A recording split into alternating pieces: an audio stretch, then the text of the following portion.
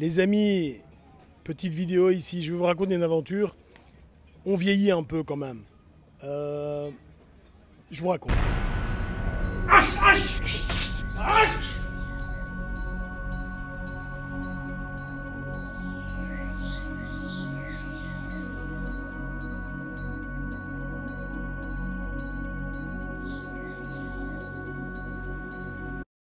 Voilà, j'étais il y a quelques temps et je discutais avec un instructeur.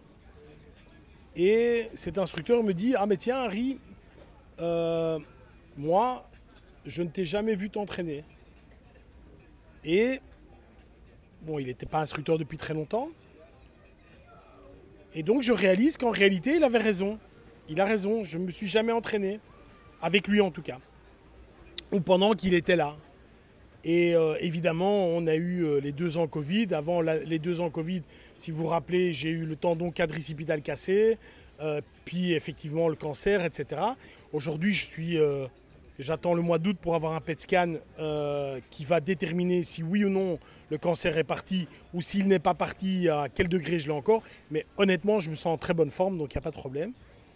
Et c'est rigolo parce que quand j'étais plus jeune, quand j'avais 35, 40, même encore 45 ans, peut-être plus 45 ans, mais certainement avant 42, 43 ans, je donnais cours à mes avancés et après le cours, je prenais tous les avancés un par un et je me battais avec eux avec un jeu de points pour être sûr de pas...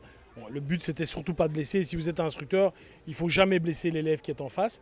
Et donc je me battais à fréquence régulière, donc je faisais 20-25 combats à chaque cours, quoi.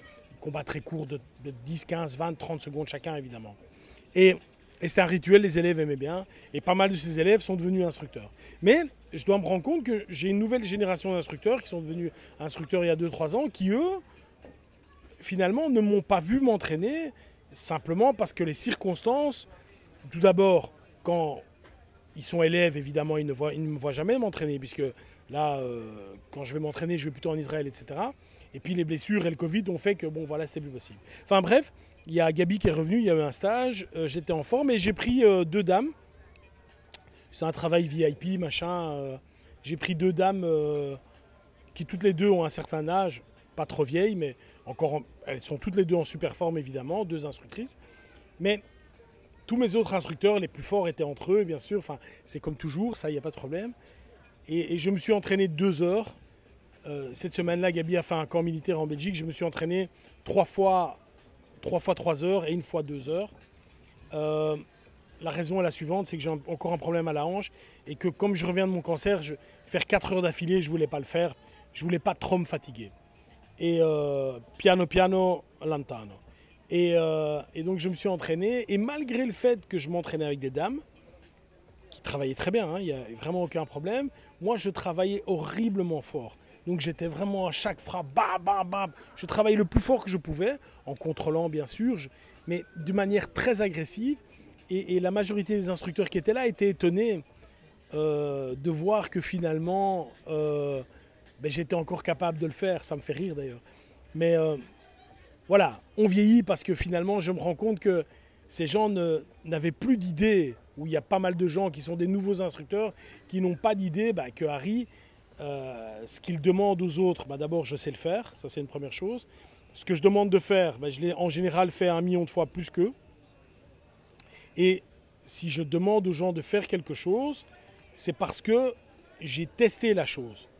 Il y a aujourd'hui pas mal de fantaisies qui circulent sur YouTube et sur le net, etc. Je ferai une autre vidéo là-dessus. Moi, les techniques, je les ai testées. C'est-à-dire que quand on fait une technique de Krav Maga, à un moment, on mettait le casque et on essayait est-ce que la technique fonctionne, à main nue évidemment. Pas des gants comme ça, pas un bonhomme en mousse, parce que sinon tu peux frapper 8000 fois que ça ne va rien changer.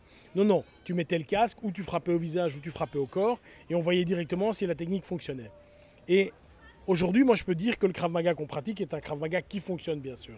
Mais c'était rigolo de dire, ou de voir, ou de constater que finalement les gens te mettent dans une case, tu es l'instructeur. Jusque-là, pas de problème, bien sûr. Mais ils pensent, entre guillemets, que tu es trop vieux ou plus apte ou ou que sais-je quoi. Je ne sais pas. C'est comme quand je mets un coup de pied à la tête de quelqu'un, tout le monde fait ah, il s'imagine pas que je sais lever ma jambe. Ben, évidemment que je sais lever ma jambe, sinon je serais pas là. Et enfin bon, bref, c'est rigolo quoi. Voilà, c'était une petite réflexion comme ça pour simplement vous dire qu'il y a peut-être un peu de cendre, mais il y a encore du feu en dessous. Voilà, bye bye les gars.